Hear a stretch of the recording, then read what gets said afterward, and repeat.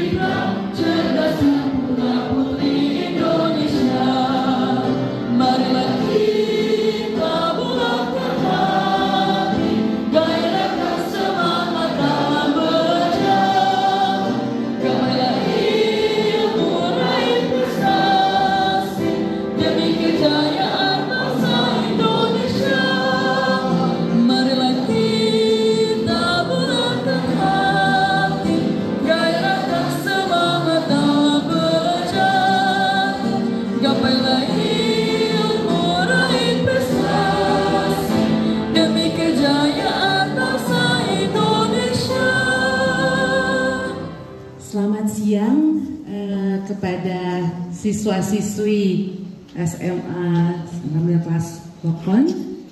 Selamat siang juga kepada bapak-bapak yang telah hadir. Pertama-tama saya mengucapkan banyak terima kasih kepada pimpinan sekolah yang telah menyediakan waktu dan kesempatan untuk kami dari Unpar.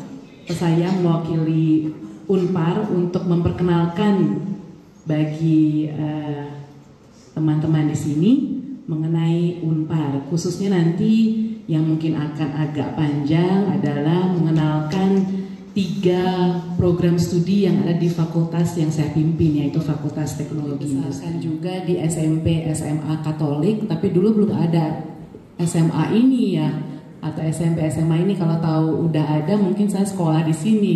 Kayaknya lebih enak ya asrama daripada atau enggak ya, debatable.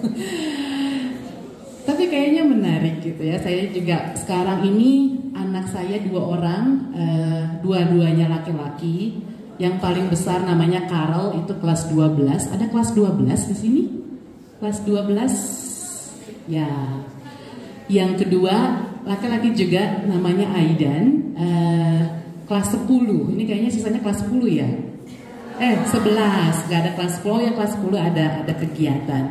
Jadi tadi kalau melihat kalian bernyanyi gitu ya, seperti melihat ya kedua anak saya juga di SMP SMA Katolik di Bandung, Santa Angela, dan juga ada Marsnya ya, Seviam ya. Jadi saya dulu bukan di Angela, tapi saya di Aloysius di Bandung juga, SMP SMA. Yang tujuannya mungkin kuliah di luar negeri gitu ya. Nah ini juga mungkin bisa menginspirasi kalian. Tadinya sih kalau misalnya ada gitu ya sekolah lagi setelah S3 pingin juga gitu ya, ada S4, S5 itu kayak Samsung gitu ya sampai S berapa, tapi kan nggak ada gitu ya. Tapi waktu tahun 2017 saya selesai dokter itu 2011, kemudian kembali ke Unpar 2012, di akhir 2017 menjelang akhir 2017 saya ingin meningkatkan kompetensi sebagai seorang dosen gitu, dan saya mengambil program postdoktoral waktu itu 3 tahun kembali lagi di Belgia di Ghent University selama 3 tahun 2017 sampai 2020, dan 2020 saya kembali ke Unpar sampai sekarang. Itu mungkin sedikit perkenalan dari saya. Jadi ada satu jembatan layang namanya Posopati. Sangat kelihatan gedung ini. Ini gedung kami yang paling baru. Namanya Gedung Pusat Pembelajaran Hans Hesse. Hans Hesse adalah dua Monsinyur ya, yang menjadi pendiri Unpar. Ini Monsinyur Hesse merupakan salah satu perguruan tinggi swasta tertua di Indonesia, gitu ya, tahun 1955. Jadi tahun depan kami ulang tahun ke-70. Mungkin kalian punya opa, oma gitu ya, umurnya 70 ya, setua itulah Unpar. Nah, kami berlokasi di Kota Bandung ya. Dan saat ini dipimpin oleh Profesor Tri Basuki Juwono sebagai rektor kami, kepala sekolah kami begitu ya. Kemudian akreditasi kami unggul, excellence, dan di sini juga bisa dilihat statistik daripada Unpar gitu ya. Kita punya sekitar 10.000 hampir ya, 10.000 hampir 11.000, 10.264 di tahun 2022-2023 yang terdiri dari program bachelor ya, sarjana ini masih yang paling besar, namun ada juga program magister, master dan juga doktor gitu ya, program-program. Kita juga ada program-program profesional ya, dan juga ada juga diploma di Jogja. Gimana Syah?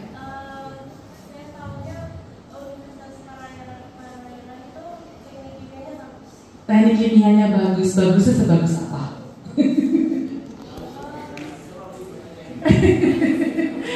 Bagus, betul ya. Oke, bentar.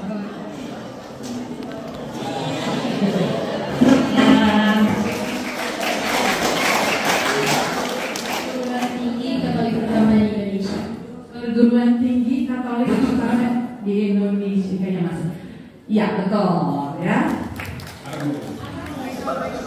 Apa? Tahu tentang Unpar? Perguruan tinggi swasta yang pertama di Jawa Barat. Perguruan tinggi swasta pertama di Jawa Barat itu juga betul. Ya sebentar, sebentar. Oke, sarjana kedokteran dan juga program profesi dokter. Kemudian ada program studi baru juga program profesi arsitektur. Nah, ini beberapa program studi yang ada di Unpar. Ya, jadi tadi ada 33 ya, belum tadi termasuk yang 3 yang baru. Jadi ada di bidang humaniora seperti hukum, administrasi publik, ya, integrated arts ada di situ, filsafat, hubungan internasional. Kemudian di bidang science and technology, ya, itu teknik sipil, ya, arsitek. Kemudian TI, teknik industri, teknik kimia, mekatronika, matematika, fisika dan informatika. Dan juga bagi teman-teman yang tertarik di bidang ekonomi dan bisnis, kita juga ada manajemen, akuntansi, administrasi bisnis, dan juga ada program D3 ya, diploma 3 di bidang manajemen perusahaan. Tingkat magister itu untuk teknik industri dan teknik kimia. Nah, saya mungkin mau tanya nih gitu ya kepada kalian. Ada tentunya teknik industri udah mungkin pernah dengar lah ya, teknik industri. Apa sih TI ini yang kalian ketahui mengenai teknik industri? Tadi teknik kimia udah bilang tekniknya bagus. Kalau teknik industri itu belajar apa sih? Kira-kira program studi tadi apa begini? Karel? Karel? Kak? Oh, kayak nama anak saya ya tadi ya? Oke.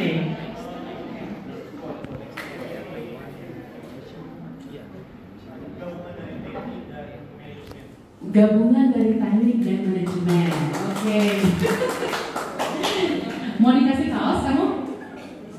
Mau nggak? Boleh. Oke, sini Karel.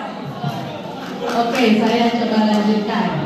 Nah, saya sendiri adalah jurusan teknik industri, ya. Jadi saya mudah-mudahan bisa menjawab gitu ya, atau memberikan pengenalan mengenai teknik industri. Jadi teknik industri belajar apa sih? Ya.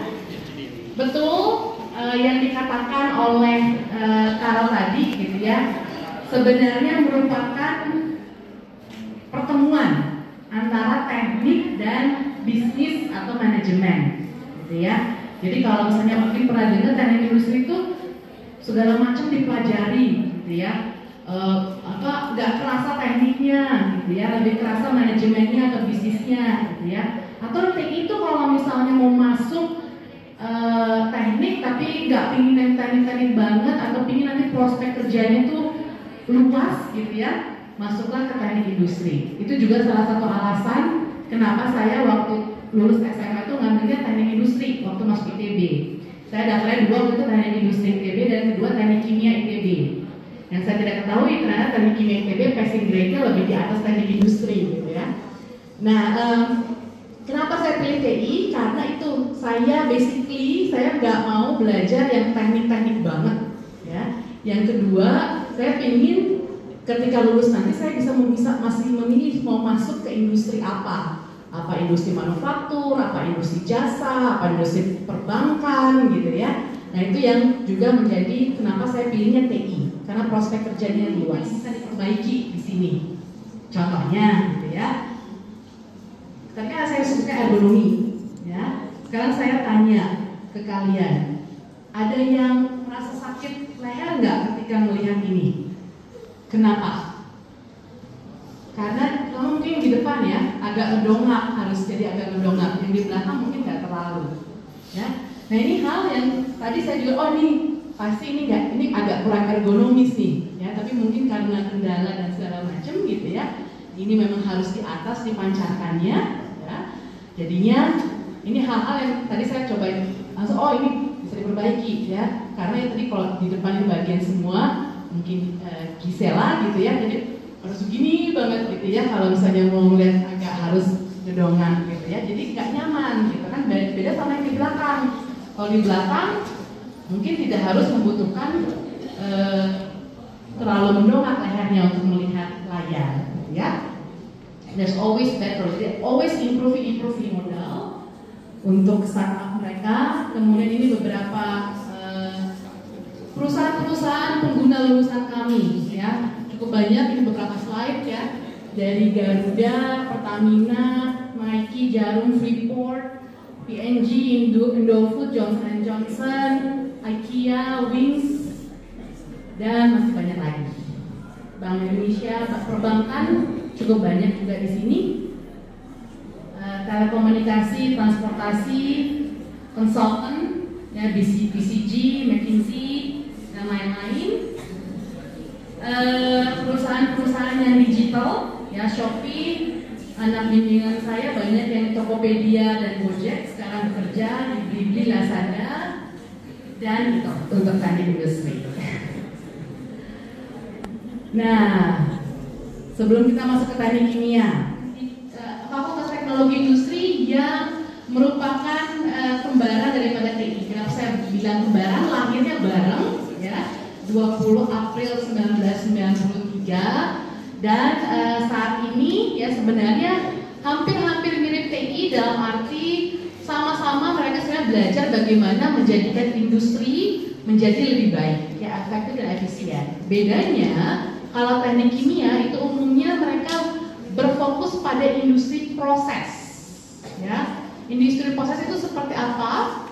Industri-industri yang menghasilkan barang-barang ini, ya, cat, minyak goreng yang kalian pakai tiap hari, mungkin sabun cair, ya, Dovla, Pons atau apapun, gitu ya, yang sifatnya itu adalah produk dari industri proses.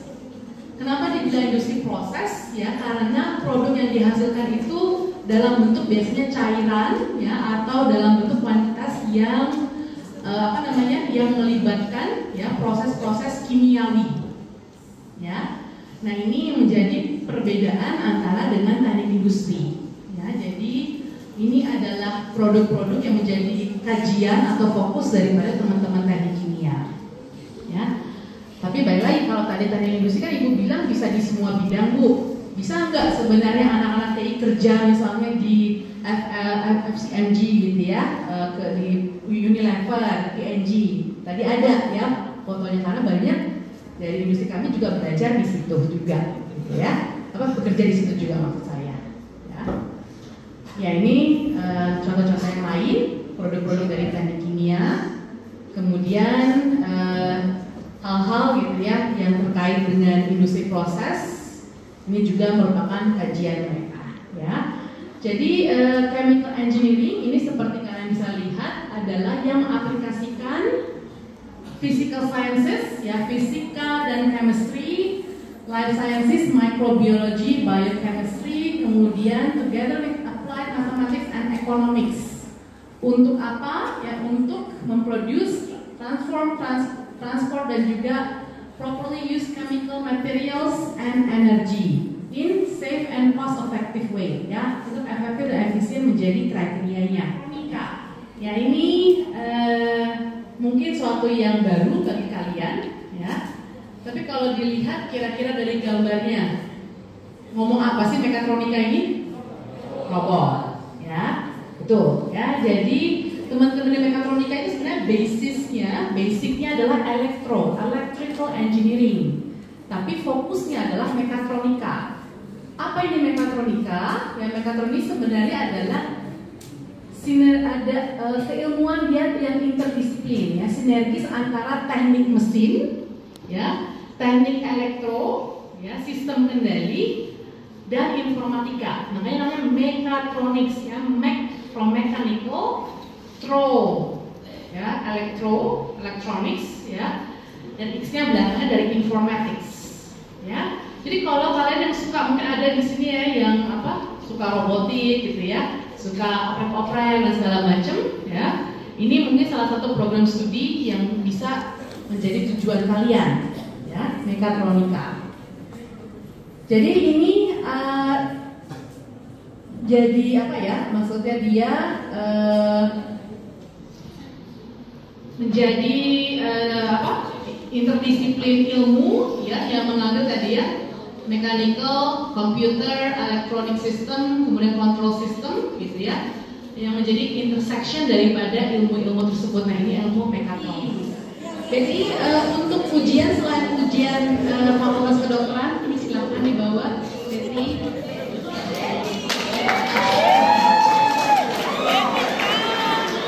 Jadi menjawab Betty, ujiannya online semua ya, dari mana, dari tempat masing-masing ya. Jadi kalau kamu nanti adanya di sini di asrama, ya ujiannya dari asrama. Yang mungkin nanti oleh bapak ibu yang ada di sini mungkin bisa dirancang tempatnya khusus gitu ya, supaya koneksi online-nya bagus gitu ya, jaringannya ya. Jadi hanya itu mungkin menjawab ya Betty ya. Iya, buat tanya untuk kelas 11 sekarang kan kurikulum merdeka.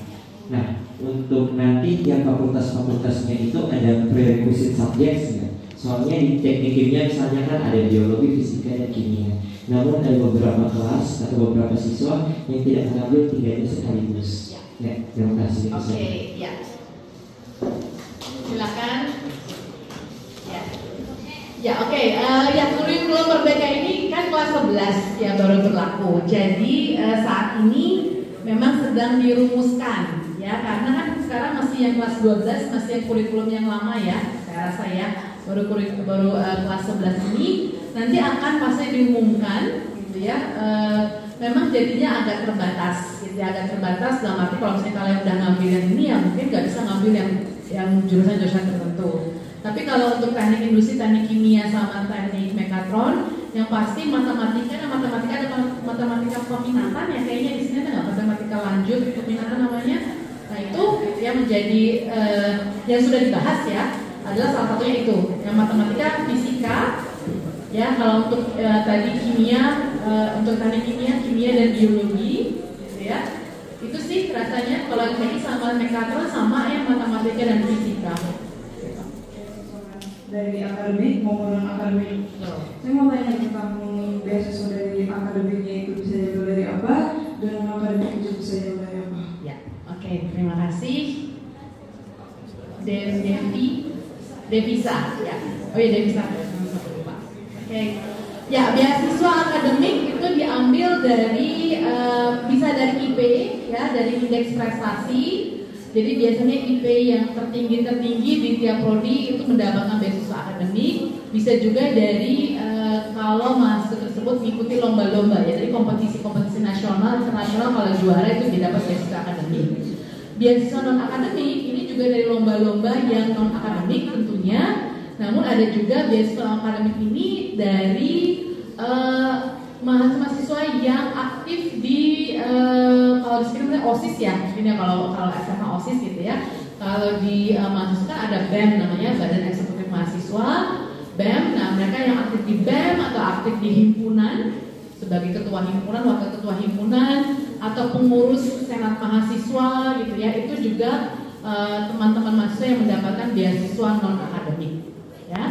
Non akademik ini juga ada beasiswa yang tadi mungkin saya tunjukkan, ada berbagai ya.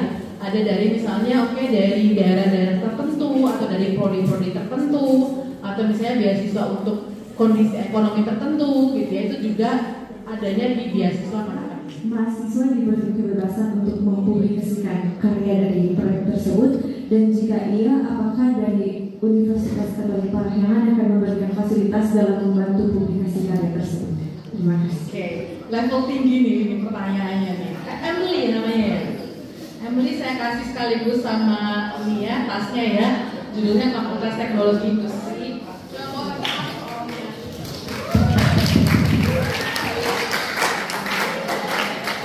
Jadi untuk menjawab proyek-proyek mekatronika ini umumnya gitu ya, yang pasti ada namanya Mechatronics Day ya. Jadi di akhir semester, di akhir tahun akademik itu biasanya ada Mechatronics Day di mana proyek-proyek teman-teman mekatronika ini di showcase gitu ya, dan dibuka buat halayak publik gitu ya. Banyak perusahaan yang datang untuk lihat nih hasil-hasil karya mereka ya. Nah ada juga hasil proyek-proyek mekatronika ini yang juga dipublikasikan, dalam arti publikasi karya ilmiah ya, presentasi di international conference atau di national conference atau di jurnal internasional, dan semuanya itu dibiayai oleh Unpar gitu ya. Jadi ada misalnya mahasiswa mekatronik yang dibawa sama dosennya mengikuti semua. Ini masih mahasiswa gitu ya, misalnya S1 dibawa international conference ke Jepang gitu ya, untuk presentasi nih, oh saya bikin gini gitu. Nah itu yang di-sharekan oleh mahasiswa mekatronika di Scientific Forum di Jepang gitu ya, dan semua biayanya ditanggung atau dibiayain oleh Unpar. Kan suatu kebanggaan bagi Unpar ya. Ya, terima kasih. Ya, sayangnya belum ya, kita masih adanya selain teknik-teknik tadi saya sebutkan, adanya teknik sipil, teknik arsitektur ya, dan juga teknik informatika. Jadi untuk teknik pertambangan, perminyakan, biologi, geodesi gitu-gitu belum ada ya. Nanti kalau ada nanti dikabarin.